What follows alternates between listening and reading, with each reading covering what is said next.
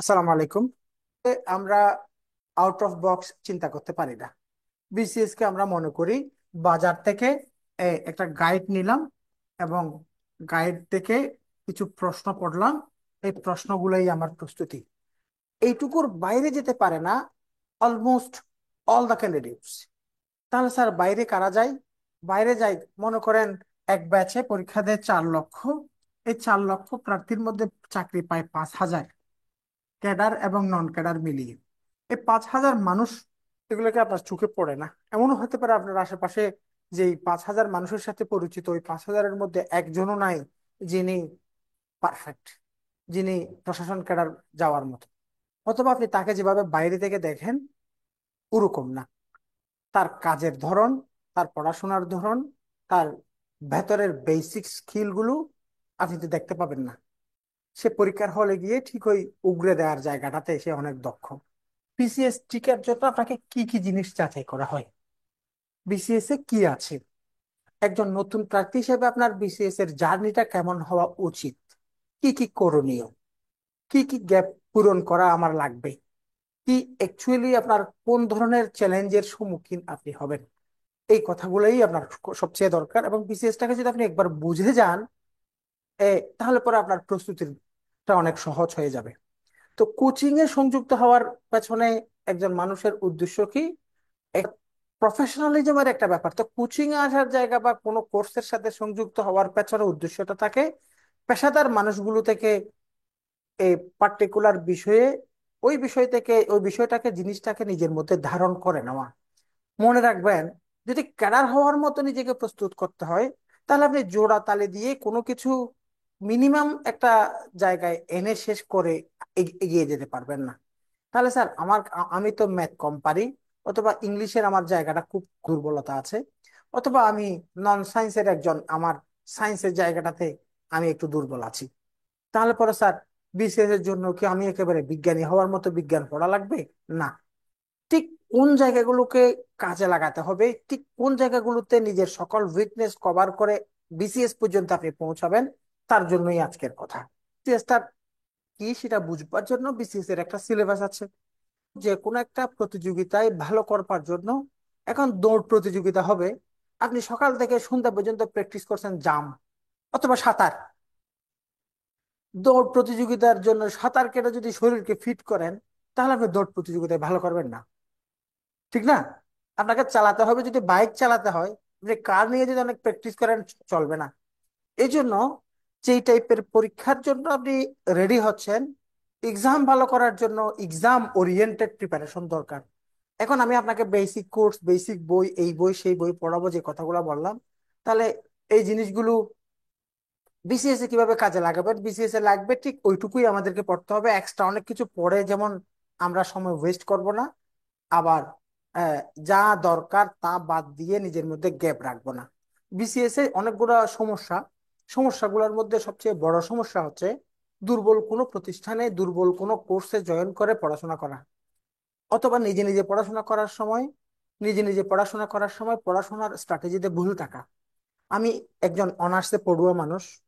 অনার্সে আমি বিশ্ববিদ্যালয়ে, জাতীয় বিশ্ববিদ্যালয়ে, প্রাইভেটে, যে কোনো জায়গায় আমি যদি অনার্সে পড়ি, তার মানে আমার একটা যোগ্যতা আছে, এবং আমি অনার্স শেষ করে দেশে কোনো না কোনো জায়গায় আমি একটা কাজ করার এবিলিটি রাখি। আমি একজন সক্ষম ইয়াং একজন মানুষ। আমি যদি কোনো একটা টার্গেট সেট করে এই টার্গেট পর্যন্ত রিচ করতে না পারি, তাহলে আমার কাছে দুইটা সমস্যা আছে। একটা আমার সমস্যা হচ্ছে ওই জায়গায় পৌঁছাবার জন্য যে পরিমাণ পরিশ্রম দরকার, আমি সে পরিমাণ পরিশ্রম করিনি, প্রথম সমস্যা। দ্বিতীয় সমস্যা হচ্ছে আপনি পরিশ্রম যথেষ্ট করেছেন, কিন্তু আপনার পরিশ্রম করার পন্থাই ভুল ছিল। ধরেন আমি আপনাকে বলছি, র্যান্ডম একটা বই হাতে নিলাম, এই বই থেকে আমি আপনাকে বললাম তুমি চ্যাপ্টার 2 পড়বা, ভালোভাবে শুনবেন। এই চ্যাপ্টারটা পড়েন। এখন এই চ্যাপ্টারটা যদি প্রথমে আপনি শুরু করছেন, প্রথমে পড়ার সময় এখানে কিন্তু আপনার এমন একটা বয়স, যে বয়সে আপনি কোনো কিছু নিজে থেকে পড়বেন। এখন নিজে থেকে পড়ার সময় যদি আপনি এটাকে সিরিয়াসলি, বিষয়টাকে না পড়ে খুব হালকা ভাবে একবার পড়ে শেষ করে ফেললেন, মোটামুটি, এখন দ্বিতীয়বার যখন আপনি পড়তে যাচ্ছেন, যখন আমি বললাম এটাকে একটু রিভাইজ করেন, দ্বিতীয়বার এই পৃষ্ঠাটা খোলার সাথে সাথে আপনার কাছে মনে হবে এগুলো পড়ছি, পারি। তারপরে পারি। আপনার কাছে মনে হবে আপনি পারেন। এই জায়গায় যদি কোনো গ্যাপ আপনার থেকে যায়, এই অক্ষরে অক্ষরে লাইনে লাইনে যে গ্যাপ, এই গ্যাপ আপনাকে কে বের করে দিবে? কারণ আপনার গ্যাপ এবং আরেকজনের গ্যাপের সাথে কোনো মিল নেই। এই সমস্যার জন্য ট্রিটমেন্ট কোন ডাক্তার দিবে আপনাকে? আমি বুঝতে পারছি। অর্থাৎ আমরা আমাদের প্রথমবার পড়ার ক্ষেত্রে, যে কোনো বিষয় প্রথমবার পড়ার ক্ষেত্রে আমরা যে ভুলটা করি, আমরা হালকা ভাবে পড়ি। এখন 10% মনোযোগ দিয়ে যদি কোনো জিনিস পড়েন, এই জিনিস আপনার মনে হবে আপনি পড়ছেন, বারবার আপনার মাথায় থাকবে, বই খোলার সাথে সাথে আপনার মনে হবে হ্যাঁ এগুলা পড়ছি, এটা তো আমি পড়ছি, আমি শেষ করছি। আমরা শেষ করি, আপনি শেষ করবেন না। শেষ করার জন্য আপনাকে কেউ বলে নাই। বিসিএস সিলেবাসের কোনো শেষ নাই। শেষ করা নয়, whatever you are learning, whatever you are doing, try to do that seriously and sincerely. ফুল মনোযোগ দিয়ে কাজ করতে হবে। এবং প্রথমবার যদি কোনো স্ট্র্যাটেজি, এমন কোনো প্ল্যাটফর্মের সাথে সংযুক্ত হয়েছেন বা এমন ভাবে নিজে একটা পরিকল্পনা সেট করেছেন, এমন কারো বুদ্ধি নিয়েছেন যে গতবার গত গত 3বার সাকসেসফুলি ফেইল্ড, এখন সে আগে আপনার সিনিয়র বলেই তার কাছে পরামর্শ নিচ্ছেন। এখন আপনি একবারও চিন্তা করেন নাই সে তো সাকসেসফুলি ফেল করেছে মানুষ, এখন তার পরামর্শ নিয়ে আপনি এমন একটা নতুন পরিকল্পনা ধরেছেন, নিজে নিজে পড়ছেন। আহ, ওই পরিকল্পনায় যদি ব্যর্থ হন, তাহলে ব্যর্থতাটা বারবার ঘুরে ঘুরে আসতে পারে। এই জন্য সাকসেসফুল মানুষগুলো বা যারা সাকসেস হয়েছে তাদের ওয়ে গুলো ধরবেন, অথবা নিজের গ্যাপ গুলো সম্পর্কে একটু সচেতন থাকবেন। এবং স- কোনো ছোটখাটো ভুল আপনাকে মিসগাইড করতে পারবে না, যদি আপনি যা করছেন যা পড়ছেন প্রথম দিক থেকে আপনার ব্যাপারটার প্রতি সিরিয়াসনেস থাকে। আমি বুঝতে পারছি। এবার আসেন, মনে মনে ভাবছেন বাংলা মানে সমাজ সন্ধি আর কি, ফ্যান ফ্যান ফ্যান ফ্যান মুখস্থ করা, কিছু মুখস্থ করে 2-3 নাম্বার পেয়ে যাবো, বিশেষ টিকে যাবো। মিথ্যে কথা। বাংলার বিষয়টা কিরকম দেখেন। বাংলাতে রিটেন পরীক্ষায় আপনার বাংলা হচ্ছে 200 নাম্বার, এবং প্রিলি পরীক্ষায় আপনার বাংলা হচ্ছে 35 নাম্বার। ব্যাকরণের জন্য এখানে আছে 15 নাম্বার, প্রিলিতে 35-এর মধ্যে 15 নাম্বার। আর ব্যাকরণের জন্য এখানে আছে কয় নাম্বার? 30 নাম্বার করে। সাহিত্য, সাহিত্যের ক্ষেত্রে আপনি দেখবেন 35 নাম্বারের মধ্যে সাহিত্য হচ্ছে 20 নাম্বার, আর এখানে সাহিত্য হচ্ছে 30 নাম্বার। তার মানে এখানে টোটাল কত নাম্বার? 50 নাম্বার। তাহলে দেখা যাচ্ছে এই দেখেন, 235 থেকে এখানে কত নাম্বার বলেছিলাম? 45। আর এখানে 50। তার মানে কত নাম্বার বাদ যাবে? খেয়াল করবেন, 200 নাম্বারের মধ্যে তাহলে বাকি নাম্বার গুলো কি? বাকি নাম্বার গুলো হচ্ছে লেখালেখি। মন দিয়ে শুনেন, বাকি নাম্বার গুলো হচ্ছে লেখা। যেমন ধরেন, এখানে আপনাকে একটা রচনা লিখতে হবে, রচনার নাম্বার হচ্ছে 40। আপনাকে মনে করেন যে সাহিত্য, আমি 50 নাম্বার দেখালাম, সাহিত্যের মধ্যে এখানে প্রশ্ন লিখতে হবে একটা 5 নাম্বার করে। তাহলে বাংলাটা হচ্ছে আপনার রাইটিং স্কিল ডেভেলপ করতে হবে বাংলায়। তো বাংলায় কিভাবে রাইটিং স্কিল ডেভেলপ করব, এটা নিয়ে অনেকে পাত্তাই দিচ্ছি না। কিন্তু এই জায়গাটাতেই খেলাটা। কারণ শুধুমাত্র বাংলা নয়, এখানে বাংলায় যেমন রচনা লিখতে হবে অনেক বড় নাম্বারের। এখানে দেখেন, এখানে আছে বাংলাদেশ বিষয়াবলী, এখানে আছে আন্তর্জাতিক বিষয়াবলী, এটা 200 নাম্বারের জন্য। তাহলে এটা হচ্ছে 100 নাম্বারের জন্য। এই বিষয়গুলো কিন্তু সম্পূর্ণভাবে নিজে থেকে বাংলা লেখা। তাহলে বাংলা লেখায় ভাষার মান যদি ভালো না হয়, এখানে তো আপনার পাশ করার পরীক্ষা না। পরীক্ষা দিবে 20,000, ওখান থেকে 10,000 মানুষ রিটেন ফেল করবে, বাকি 10,000 রিটেন ভাইভা দিবে, ওখান থেকে বাকি 8,000 ফেল করে 2,000 মানুষ ক্যাডার হবে। তাহলে বাদ দিবে আপনাকে এই লেখনীতেই। তো লেখনীটা হতে হবে মানসম্মত। তো লেখাকে মানসম্মত করার কাজ, একটা কোর্স দেখে অনলাইনে অন্য কারো কোনো প্ল্যাটফর্ম আপনি খুঁজে দেখান, সবাই এমনি বলবে এই এই করো সেই করো, গতানুগতিক। We are doing that in this course. বুঝতে পারছি। তাহলে বাংলার জন্য কাজ আমরা করাবো। আমি যখন কোর্সে ঢুকবো তখন আমি দেখবো তাহলে বাংলা আমার মায়ের ভাষা, এই ভাষার ভাষাগত দক্ষতা এবং এই ভাষার লিখন দক্ষতা, এই ভাষার সাহিত্য সম্পর্কে আপনার বিশদ ধারণা দরকার। এটা হচ্ছে বাংলা। এরপরে হচ্ছে মনে করেন একটা বিষয় আছে কি, ইংলিশ। বাংলা 200 নাম্বার, ইংরেজিও লিখিত পরীক্ষা ইংরেজি 200 নাম্বার। যদি এটাকে আপনি প্রিলির জন্য ধরেন, তাহলে প্রিলিতে এখানে কয় নাম্বার? 35 নাম্বার। এখানেও আপনি খেয়াল করবেন, এখানে ইংরেজি সাহিত্যের জন্য নাম্বার থাকবে 15, আর ইংরেজি ভাষার জন্য নাম্বার থাকবে কত? 20। এটা হচ্ছে প্রিলিমিনারির ক্ষেত্রে।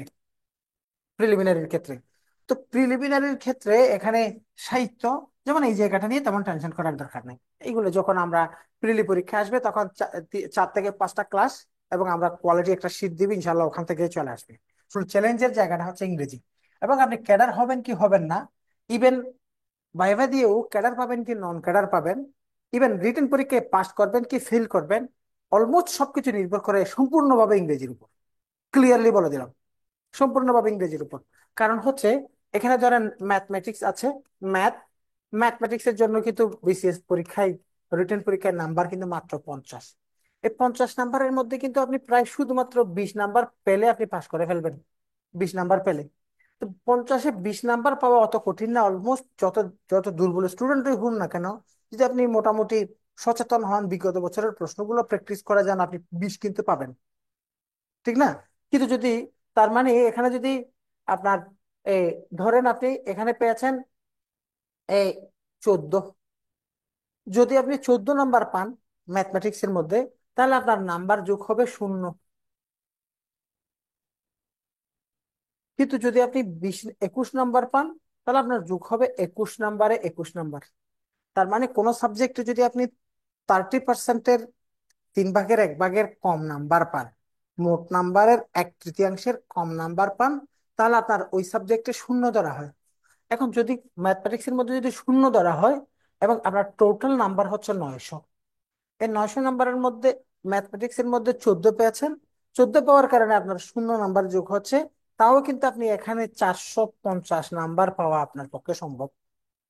যদি আপনি 450 900 নাম্বারের মধ্যে পান, তখন কিন্তু আপনি পাস এবং আপনি ভাইভা দিতে পারবেন। এবং ভাইভা দিয়ে যদি ভালো ভাইভা দেন, আপনি কোনো একটা চাকরি পেয়ে যেতে পারেন। কিন্তু হিসাবটা যদি এই ম্যাথমেটিক্স এর 50 নাম্বারের না হয়ে ইংলিশের 200 নাম্বারের হয়, তাহলে 200 নাম্বারের মধ্যে যে মনে করেন আপনি পেয়েছেন কত, 50, তাহলে 50 পাওয়া মানে কি পাওয়া, শূন্য পাওয়া। আর যদি শূন্য পান, তাহলে 900 নাম্বারের মধ্যে 450 নাম্বারে পৌঁছা 200 নাম্বারের থেকে বাদ দিয়ে আপনার পক্ষে কিন্তু সম্ভব না, আপনি ফেল। ক্লিয়ার? কেন গণিত বাদ দিয়ে ইংরেজির কারণে আপনি ফেল করবেন, কথাটা বুঝালাম। এখন আসেন, ইংরেজিটা কি? ইংরেজি প্রস্তুতিটা কি? ইংরেজি প্রস্তুতি কি পার্সেল স্পিচ এবং গ্রামারের বিষয়গুলো মুখস্থ করা? না, ইংরেজি প্রস্তুতি হচ্ছে ইংলিশ রাইটিং। বুঝতে পারছি? এখানে ইংলিশের মান বন্টনটা একটু দেখেন। ইং- এগুলো জানাটাই একজন, যদি আপনি সিরিয়াসলি একজন বিসিএস প্রার্থী হন, তাহলে ইংলিশে কি ধরনের প্রশ্ন হয়, নিজেকে কিভাবে রেডি করবেন, এই জিনিসগুলো ক্লিয়ার করে জানাটাই আপনার কাছে সবচেয়ে ইম্পর্টেন্ট। তাহলে 200 নাম্বার, তাহলে এই 200 নাম্বারের মধ্যে এখানে প্রথম, এখানে দুইটা ভাগ, এখানে 100 নাম্বার একদিকে, বাকি 100 নাম্বার একদিকে। তাহলে পরীক্ষা কি sir first paper second paper আলাদা হয়? না, পরীক্ষা একসাথে 4 4 ঘন্টা 200 নাম্বারের পরীক্ষা হবে। কিন্তু ওখানে প্রশ্নের মধ্যে উল্লেখ থাকে পার্ট এ, পার্ট বি।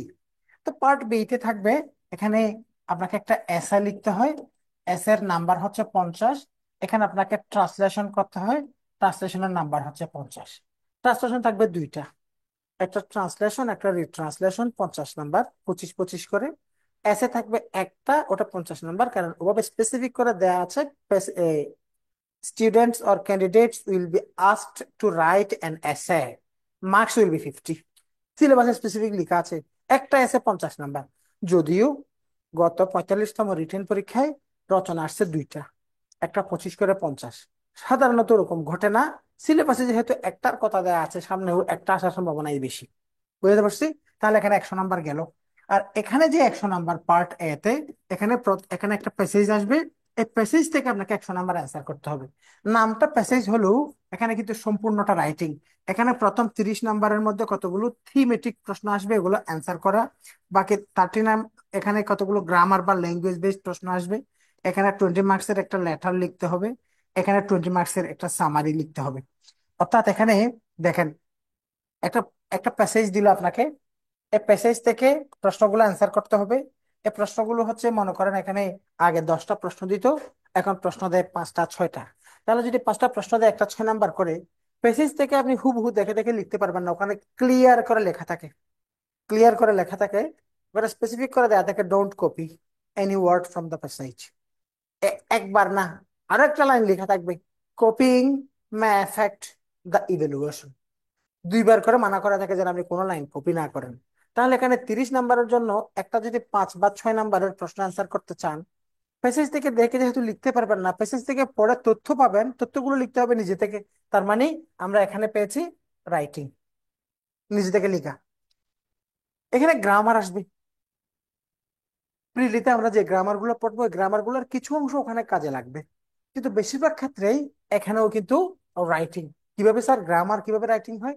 ওখানে কতগুলো শব্দ দিবি প্যাসেজ থেকে, বলবে শব্দগুলো দিয়ে সেন্টেন্স বানাও। তো সেন্টেন্স বানানোটা তো লেখাই, বুঝতে পারছি কিনা? অলমোস্ট দেখা যাচ্ছে একটা প্রশ্ন ছাড়া বাকি সবগুলো প্রশ্ন রাইটিং বেসড। তারপরে এখানে একটা লেটার লিখতে হবে, তাও রাইটিং। এখানে একটা সামারি করতে হবে, তাও রাইটিং। তার মানে হচ্ছে রচনাটাও লেখা, এখানে প্যাসেজের ভেতরে যা আছে তা লেখা। এখানে সর্বোপরি ইংলিশে যে জিনিসটার উপর গুরুত্ব দিতে হবে সেটা হচ্ছে এক শব্দে, সেটা হচ্ছে কি বলেন? রাইটিং। এই রাইটিং দক্ষতা বাড়ানোটা বিসিএস ক্যাডার হওয়ার অন্যতম শর্ত। এই রাইটিং দক্ষতা বাড়ানোর জন্য বেসিক কোর্স হচ্ছে এক্সক্লুসিভ আমাদের এই কোর্সটা। এই কোর্সটাতে আমরা শুধুমাত্র রাইটিং এর উপর না, আমরা গ্রামার, রাইটিং, ইভেন রিডিং সহ সবকিছুকে আমরা কম্বাইন করে জিনিসগুলো রেখেছি। তারপরে আসেন ইংলিশে কাজ করব। ইংলিশের প্রস্তুতির ক্ষেত্রে আপনাকে গ্রামারের বেসিক গুলো জানার পাশাপাশি যে জায়গাগুলোতে গুরুত্ব দিতে হবে তার মধ্যে অন্যতম হচ্ছে রাইটিং। রাইটিং কিভাবে ডেভেলপ করবেন আমি